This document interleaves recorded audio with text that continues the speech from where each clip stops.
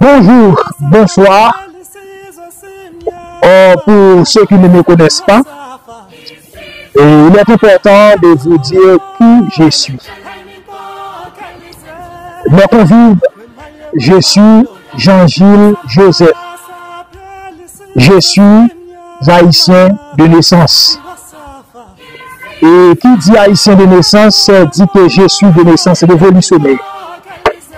Parce que autant du père fondateur de la nation, savoir Jean-Jacques Dessalines, l'haïtien doit être un bon soldat, un bon père de famille.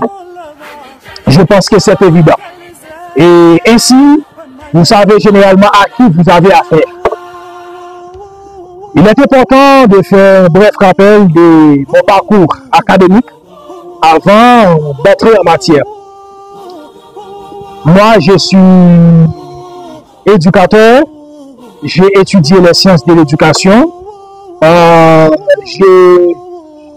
je suis professeur, j'ai enseigné dans ma ville natale où je suis à Saint-Marc et pendant un bon nombre de temps. Et ensuite, je suis un masterant en camitologie. Camitologie, et c'est comme ça, on appelle cette discipline en Afrique, principalement en Côte d'Ivoire, là où j'ai étudié. J'ai étudié dans un institut qui s'appelle ICAD, Institut Kemet Mahat Cheikh Anta Diop. Et ensuite, je suis avocat en gestation. Mes amis, pourquoi j'ai fait cette allocution? Et je l'ai fait pour vous annoncer une émission que nous allons faire sur notre page YouTube qui sera disponible et sur ma page Facebook, Instagram, TikTok. Et l'émission c'est Éducation panafricaine d'Haïti. Pourquoi nous voulons faire l'éducation panafricaine du peuple haïtien? Mes amis, au cours de mes interventions avec des jeunes, et je vois que beaucoup ignorent le bien fondé du mouvement panafricanisme. Et c'est pour cette raison que nous avons pris l'initiative de faire cette émission et qui sera très utile au peuple haïtien. Et donc, dans les jours passés, le peuple haïtien peut constater qu'il y avait un activiste panafricain, Kémy Séba, qui était venu principalement au Cap haïtien et qui avait tenu une émission sur un sujet bien déterminé et sur le panafricanisme. Et malgré tout, mais beaucoup d'hommes ignorent, on peut voir la rage révolutionnaire de Kémy Séba, mais on ignore cependant le bien fondé du mouvement. Et tout mouvement, toute théorie a des théoriciens, et tout mouvement a un début, a une évolution dans le temps et dans l'espace. Et c'est pourquoi, pour bien maîtriser un mouvement, il faut connaître les débuts, les théoriciens et les principaux objectifs du mouvement. Je pense que c'est ça. Et c'est dans cette logique que nous avons fait cette émission. Bon, et en dehors de l'émission, et dans notre perspective patriotique, et nous avons déjà mis sur pied une organisation qu'on appelle OMCA, qui c'est Ordre Mondial CAD, dans le but d'unifier, de réunir tout le peuple haïtien, principalement toute la jeunesse haïtienne, dans l'optique d'obtenir une collectivité souveraine dans l'idée d'entamer une révolution panafricaine en Haïti. Je pense que si le panafricanisme avait porté une contribution très utile dans les années 60 en Afrique, et je pense que c'est ce mouvement qui a libéré le continent africain et jusqu'à cette minute, et c'est ce mouvement qui continue à aider le peuple africain à s'émanciper. Et je pense que ce mouvement peut nous aider également. Donc, c'est pas facile. Et outre notre organisation, nous avons collaboré avec l'ONG de Kémy Séba, Urgence panafricaniste, dans la logique de contribuer à faire avancer la cause panafricaine en Haïti. Donc, nous savons que la tâche n'est pas facile. Il nous faut des activités économiques parce que nous avons avec nous des jeunes et qui ne travaillent pas. Et beaucoup de ces jeunes sont à l'université, beaucoup sont des étudiants en droit et d'autres en sciences politiques, et puis partout dans le pays. Actuellement là, nous avons des jeunes à Port-au-Prince, nous en avons au Cap-Haïtien, et nous avons déjà un comité de la ville de Semak, et nous avons des jeunes à Bonaï qui nous attendent et pour pouvoir organiser le mouvement dans le pays.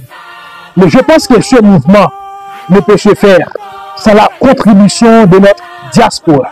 Et c'est pourquoi nous appelons la diaspora haïtienne, la diaspora noire dans sa globalité, et pour nous supporter dans ce mouvement. Parce qu'il va y avoir des démarches, des voyages, et vous savez comment le voyage est très coûteux en Haïti.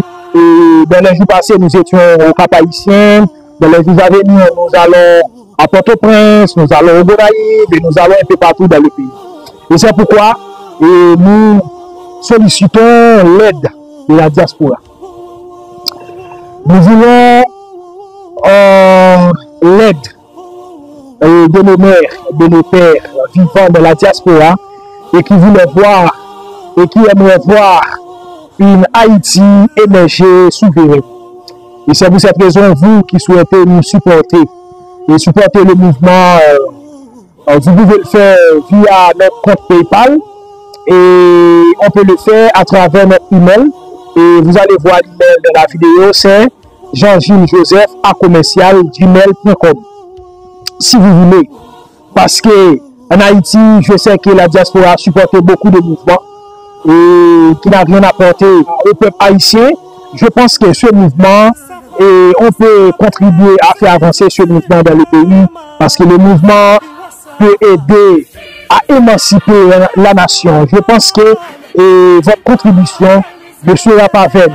Et c'est pourquoi nous sollicitons votre aide, votre contribution.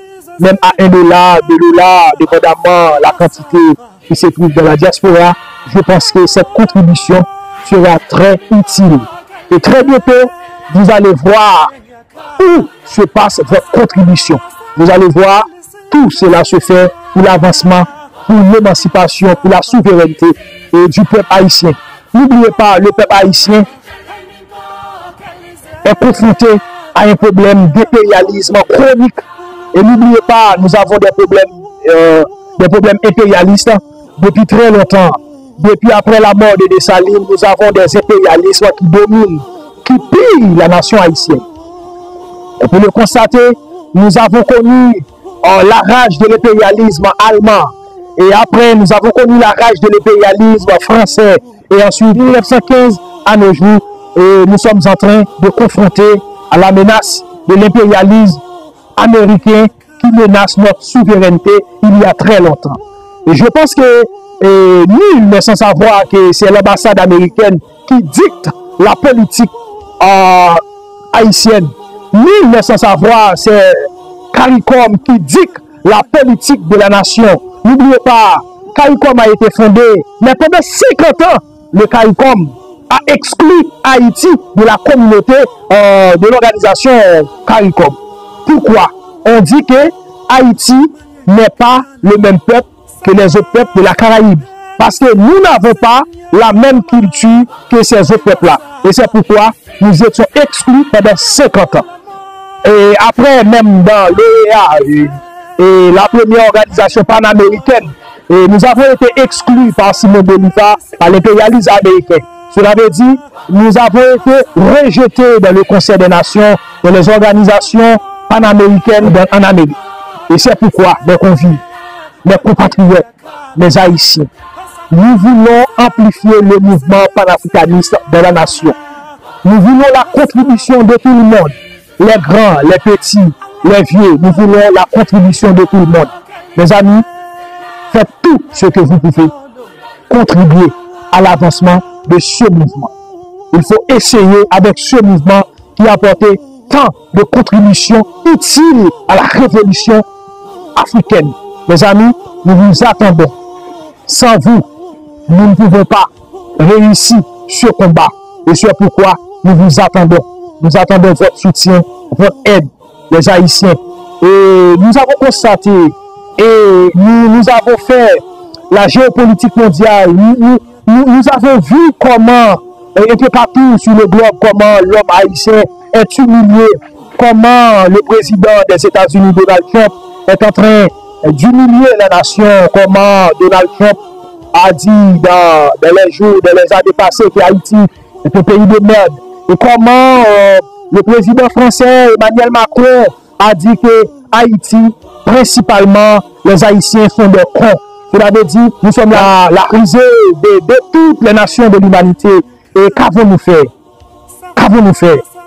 Nous nous sommes posés au début, au milieu de nos dénouements cette question. Qu'avons-nous fait? Est-ce parce que nous avons osé mettre fin à l'esclavage?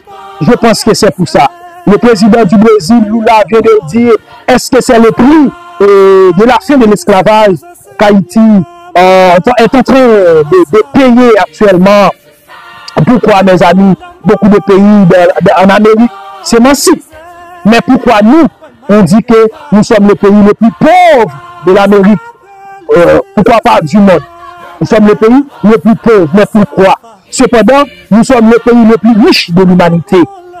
Regardez, lorsque les Espagnols étaient venus ici, ils ont ramassé de l'or dans les rivières.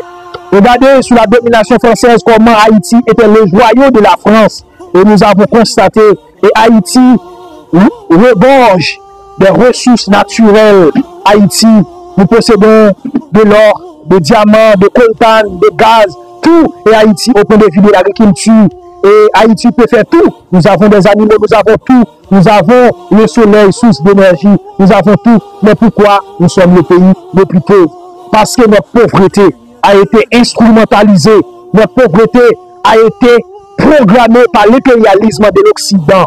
Et c'est pourquoi, mes amis, il faut un courant de pensée, une doctrine révolutionnaire et qui est capable de donner une réponse à l'impérialisme américain dans la région, mes amis. Et c'est pourquoi nous appelons le peuple haïtien comme un seul homme et nous appelons la diaspora haïtienne. Et pourquoi pas la diaspora noire dans sa globalité? Parce que nous savons fermement combien de Noirs aimeraient l'émergence Haïti. Eh bien, si vous voulez voir l'émergence Haïti, venez nous supporter dans notre cause, dans notre mouvement. Nous allons amplifier le mouvement panafricain en Haïti. Nous allons recontextualiser le panafricanisme dans le contexte haïtien, dans le but d'obtenir une révolution souveraine, concrète en Haïti. Parce qu'au cours de notre échange avec des jeunes, et les jeunes ont dit que le panafricanisme semble être une doctrine révolutionnaire principalement liée aux problèmes du peuple africain. Principalement. Et je pense que c'est ça parce que il y avait un problème, parce que n'oubliez pas, le panafricanisme a été né de la diaspora, parmi les afro-descendants. Principalement, c'était des Haïtiens qui avaient donné naissance au mouvement. Principalement Anténon Firmin, Benito Sylvain, l'ancien président haïtien Tirésia Simonsab. Mais avec le temps, les Africains ont dit qu'ils ne vont pas laisser les diasporas noirs prendre la parole en leur nom. Pour cela, il faut une transition, une forme de panafricanisme. À partir de là, on parle de panafricanisme continental et panafricanisme diasporique. À partir de là, on peut le voir. Les panafricains d'Afrique ont contextualisé le mouvement principalement sur le continent africain, principalement avec Kwame Nkrumah. Et Kwame Nkrumah avait élaboré un plan de fédération pour l'Afrique. On veut voir la fédération des 54 pays d'Afrique, et une seule monnaie, un seul président, une seule armée pour tout le continent africain. À partir de là, tous les panafricains veulent la souveraineté de l'Afrique et ensuite la fédération africaine. À partir de là, au sein de cette fédération, nous n'avons pas entendu mentionner Haïti. Nous n'avons pas entendu mentionner Haïti. Pourquoi? Il y a longtemps, les intellectuels africains, haïtiens, se sont retirés tout bonnement du mouvement. Et c'est pour cette raison qu'il y a cette exclusion. Mais nous allons contextualiser le panafricanisme dans le contexte haïtien et en vue d'obtenir une solution concrète aux problèmes haïtiens. Mes amis, nous comptons et sur la population haïtienne, principalement sur la diaspora. Et nous attendons tout le monde, nous attendons la contribution de tout le monde. Et restez abonnés, restez connectés à la page, restez connectés à l'émission pour pouvoir savoir le bien fondé du mouvement panafricaniste.